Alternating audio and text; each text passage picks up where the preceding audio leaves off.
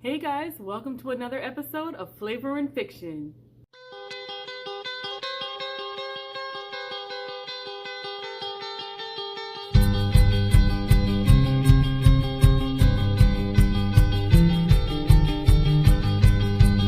Okay, so once again, I'm filming over here because I don't have my mic yet so that you can hear me over by my bookcase, which like eats up the sound.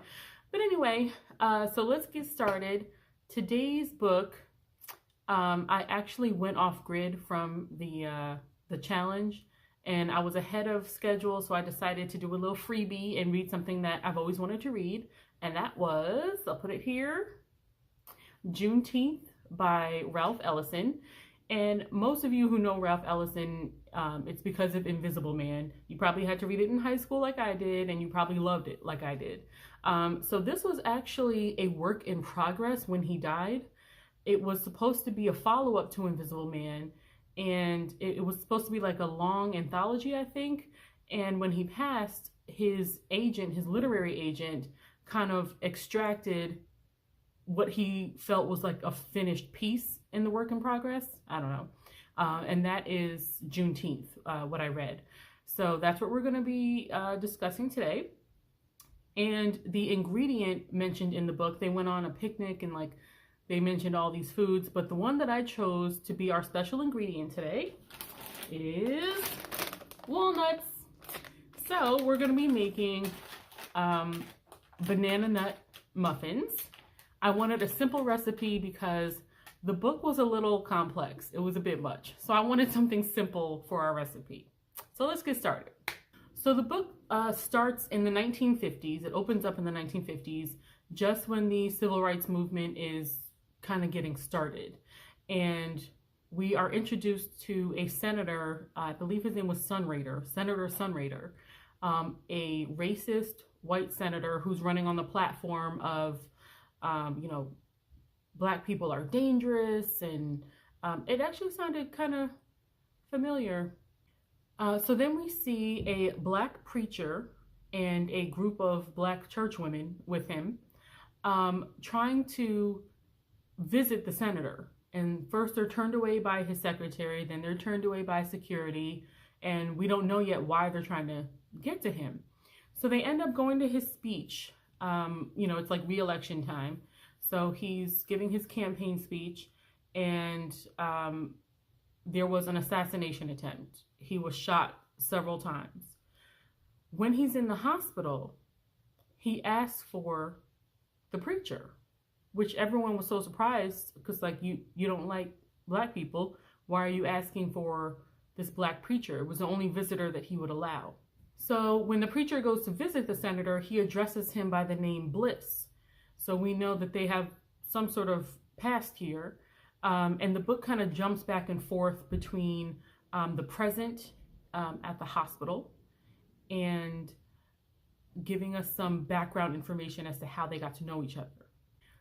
So through them reliving the past, it's brought to light that the pastor, whose name is Reverend Hickman, I believe, Reverend Hickman, he pretty much raised the senator. So now it's even more confusing. Like, how did this person that you raised turn out this way? And there's some question as to whether or not the senator is actually white, or if he maybe is mixed but can pass. And there's some confusion through the book. One thing I'll say about the story itself, why it was a little confusing, is because it wasn't always clear as to when it came to the present, when it came to the pastor's inner thoughts, and when it came to Bliss's inner thoughts. Like there was no clear, like, okay, here's this person speaking. So you have to, even within a paragraph, it could switch. So you have to really stick with it and pay attention. You can't skim this book. You have to read every word. So I won't reveal to you how the pastor came to raise Bliss, because that, I don't want to spoil anything. But we do know that he used him during his sermons when he would preach the second coming. he would use Bliss as a prop almost. He would hide him in this casket, and then he would, in the middle of the sermon, he would have him jump out of the casket to kind of signify the second coming. It turns out that he was kind of using him for a social experiment to save the world. It's hard to explain without giving away too much, so I won't. But it was the themes in this book are like, they're so complex. They're very much dealing with issues that we're dealing with today, as far as politics and race and religion. It was a really interesting book to read, but it makes me want to know what the finished work would be. Because even at the end of the book, you're left with some questions like, why? Before we get into some deeper themes of the book, let's go ahead and start mashing our bananas for our muffins. Okay, first thing we're gonna do is mash up our bananas. And it says 3 to 4. I'm gonna do 3 because I'm not even that huge on bananas, even though I'm making banana nut muffins. Okay, then we just mash them up with a fork. All right, then we want to add our melted butter. And then mix with a wooden spoon, it says. I kind of had to guesstimate how much a 1/3 cup of butter was. It looks like I maybe put a tad too much. I'm sure it's fine. 3/4 cup of sugar, 1 egg, 1 teaspoon of vanilla extract. So you're gonna stir that in. It says to use a wooden spoon, so that's what I'm doing here.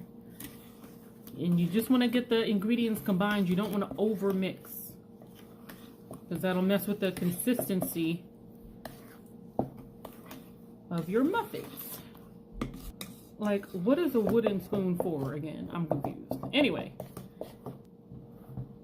I know it looks goopy, but it's gonna taste good. All right, then it says to sprinkle in a teaspoon of baking soda. Is that sprinkling? A teaspoon of baking powder. A 1/4 teaspoon of cinnamon. And an 1/8 teaspoon of salt. I'm not gonna measure that out. That seems ridiculous, so I'm just gonna... maybe I should have. I don't know what I'm doing here. That looks about right. And we give it another stir. Just enough to combine the ingredients. The last thing we're gonna add in is 1½ cups of flour. And of course, our special ingredient, 1 cup of chopped walnuts. We're gonna mix this in. That's a lot of flour. Did I read that right? Uh-oh. Well, we're gonna mix this in. It says until you don't see white streaks. How will I not see white streaks? All right, I think I've almost worked out the white streaks here. You know, it's feeling a little thick. I'm not sure about this, guys. I'm gonna test these out on my coworkers. Okay, so I've already sprayed this pan with some Pam, and we're just gonna goop these on in here.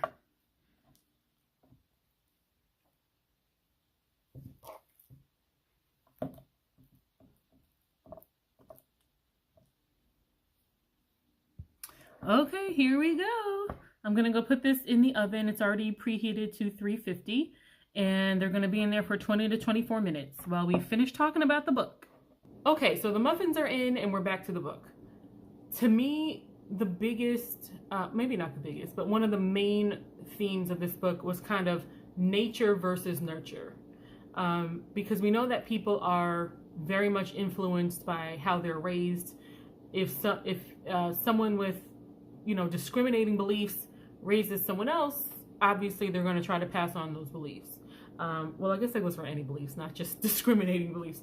But I guess Reverend Hickman wanted to take Bliss and try to, who was either white or just appeared white, and he wanted to raise him to be an asset to the Black community. So like he passed along his speaker power, kind of his gift of speech, to Bliss, in hoping that he would be a pastor like him, following his footsteps. However, there are certain things that happened in Bliss's life that made him reject that. One specific example, so Reverend Hickman took Bliss to his first movie ever. And he didn't want him to be a moviegoer, but he wanted him to know what was out in the world that he would basically be competing against. They were in a very rural town where movies were not very popular, so he didn't know what to expect. And when they get to the movie theater, all the Black people were seated in the balcony. So he saw the floor below that was clean and nice, and they had the best seats in the house, and then all the Black people were up in the balcony, which was dirty and they weren't treated very well. So he's taking note of these things. So later he starts rebelling because he's being treated like a Black person. And on one hand, that's good when he's being treated well by Black people and accepted into the community. But he looks at how white people treat him when he's with the Black people, and he doesn't like the way it makes him feel. So he's kind of torn between the people who are raising him and that he loves, and then the people who look like him who are getting all the perks. So back to the movie theater, he rebels and sneaks into the movie theater by himself and passes as a white child and gets to sit down below with all the white people, and he's experiencing all this white privilege for the first time. So that kind of leads him down his path that gets him to where he is now, where he's laying in a hospital bed because he was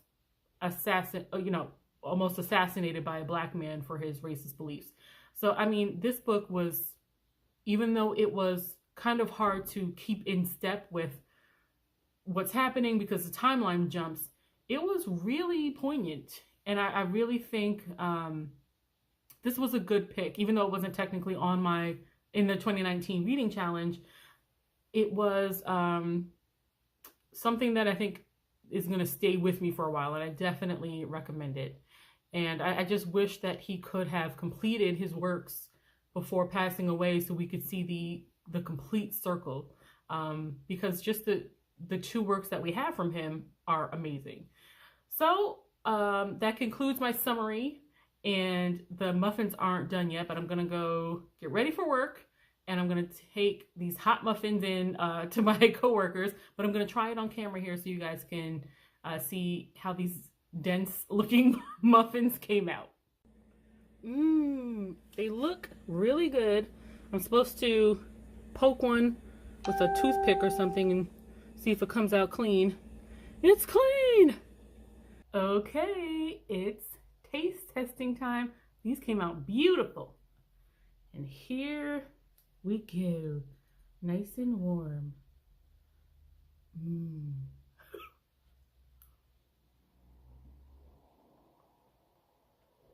That's pretty good,